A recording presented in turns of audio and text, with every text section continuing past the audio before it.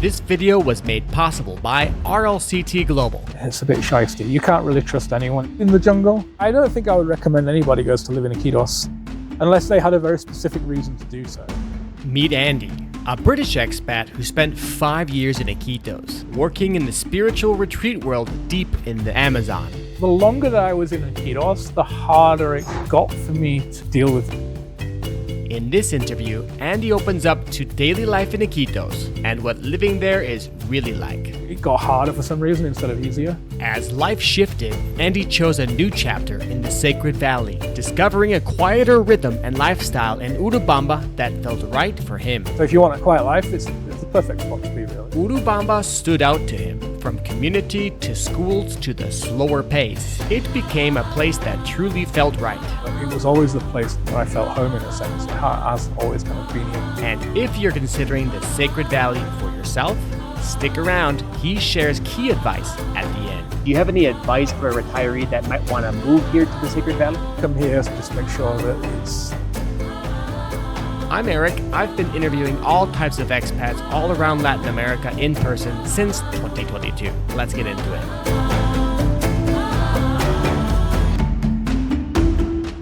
Welcome back to the channel. Today I have a special guest. Let's go ahead and get to meet him. What is your name? My name is Andy Metcalf. Andy, where are you from? I'm originally from the north of England, a city called Leeds. Okay, and where are we now? We are in Urubamba in the Sacred Valley of the Incas. Not too far from Cusco, about an hour and a half? An hour and 20 minutes from Cusco.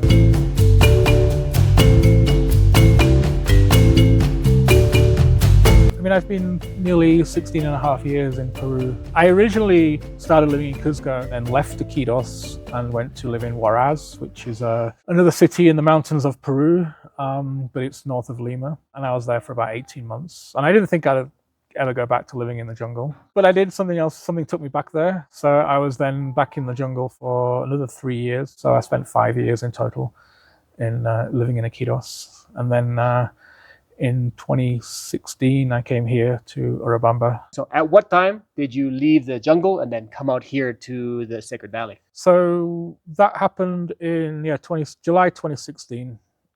A number of things happened, but yeah, me and my wife just decided that we wanted to get out of Iquitos. Let's talk a bit about your work in the jungle. It was a Peruvian-owned center. I basically did their website for them, did all the marketing, and I facilitated the retreats, but the shaman actually owned the center.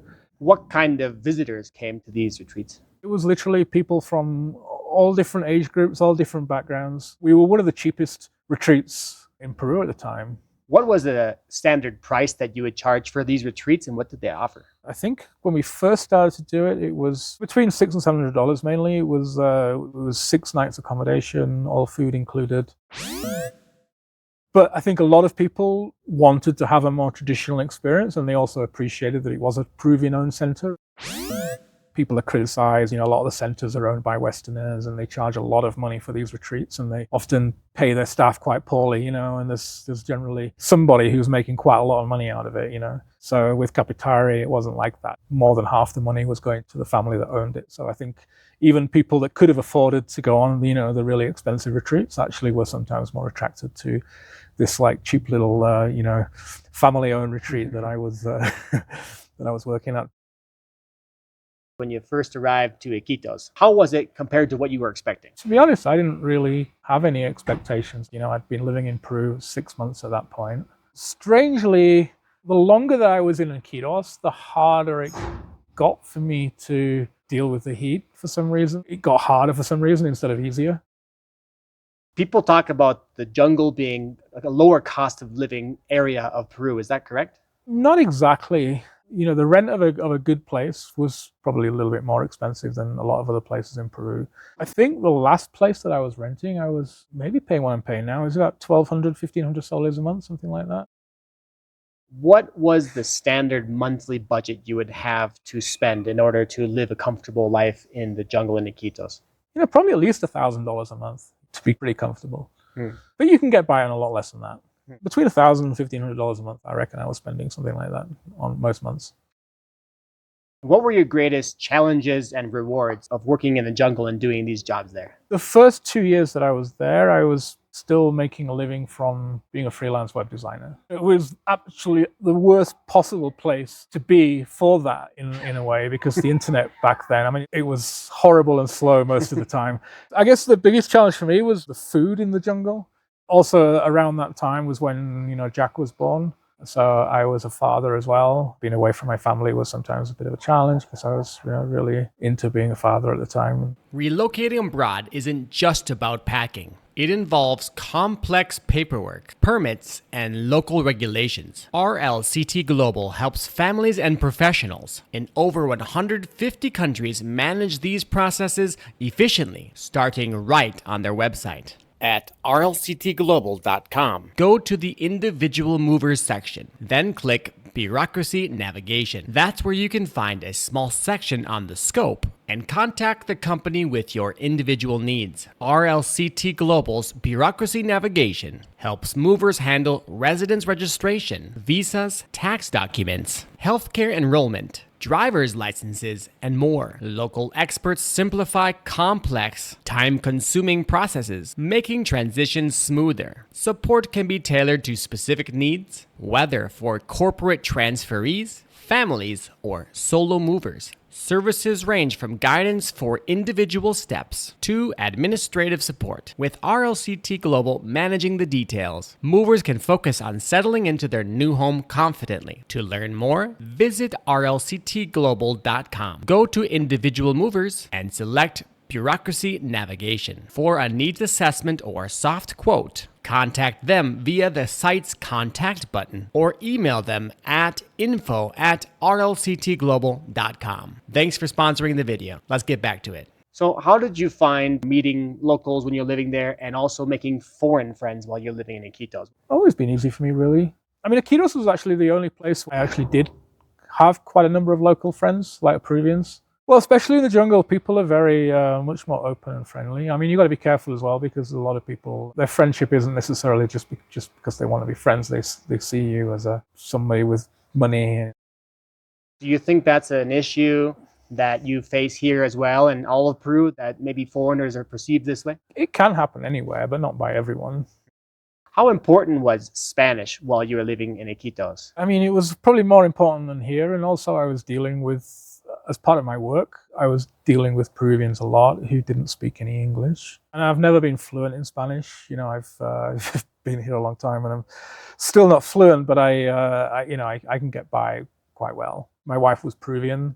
We're not together right now as a couple. But yeah, back in Iquitos, I was speaking Spanish all the time, basically. My Spanish then was probably better than it is now. Here, I don't use it a whole lot, except when I'm just buying groceries and things like that. There's a lot more slang in the jungle. I think they mix in a lot of, even though Quechua isn't from the jungle, I think they mix it in a little bit. The Iquitos Spanish is very different. So how about the expat and foreigner presence in Iquitos versus Urubamba? It was very easy in Iquitos because there was like 2 or 3 cafes. There would always be foreigners at those places. Cafes, bar, a few cafe bar type places. Dawn in the Amazon was one. Karma Cafe was the other. That's not there anymore. If you went there and had a beer, there'd nearly always be someone to talk to, Is there an equivalent place here in Urubamba? Not really. I do kind of miss that. I mean, there's one bar that I like here. It's called Heroes. It's about the only bar in town, really, that's worth going to. If you're enjoying this interview and you're interested in seeing more content like this, you can check out my playlist called the Expat Interview Playlist, where I have been interviewing people from Guatemala all the way down through Central America and now here in South America. Tell me about your adjustment moving from the jungle here to the mountains. Did you have any issues with altitude sickness? I've never really had issues with the altitude. There was no adjustment. It was a relief in a way, just to get away from the heat. The average temperature all year round is roughly 20 degrees. So it's not hot, but it's not cold. The only thing that I miss from the jungle is I like the warm evenings. So you can sit outside and have a beer in a t-shirt and shorts at any time of night, whether it's even 2 o'clock in the morning or whatever, And I kind of miss that here because as soon as the sun goes down around 6-ish, it gets cold quite quickly. Do you think a big draw on moving to the Sacred Valley is the safety and that this place is considered to be very safe? Violent crime is almost non-existent. I've hardly even heard of a case I've been here, 9 years now. Do you think Urubamba and the Sacred Valley is a great spot for digital nomads and retirees to live? Yeah, I think so. It depends on the kind of life that you like to lead. So if you want a quiet life, it's the perfect spot to be, really. Certainly for retirees, because they generally want a quiet life. So how are the schools here for your son? Jack goes to a private school. With that school, I'm paying 800 soles a month.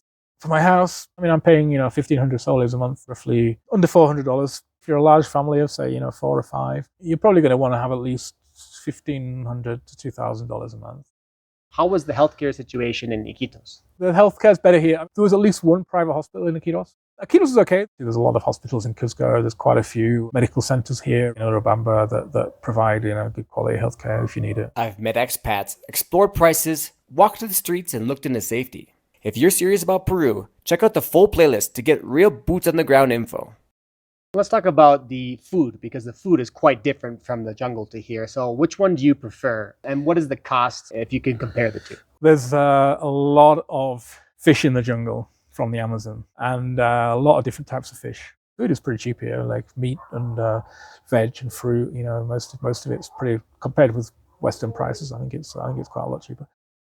Why did you choose Urubamba instead of, for example, Pisac, Ollantaytambo, or even Cusco City? It was always the place where I felt home, in a sense. It was the biggest town in the valley, better choice of schools here and things like that. My heart has always kind of been here. It was just a feeling I had. I've always loved it here. Do you have any advice for a retiree that might want to move here to the Sacred Valley? Come here, spend at least a month here. Just make sure that it's what you hope it's going to be,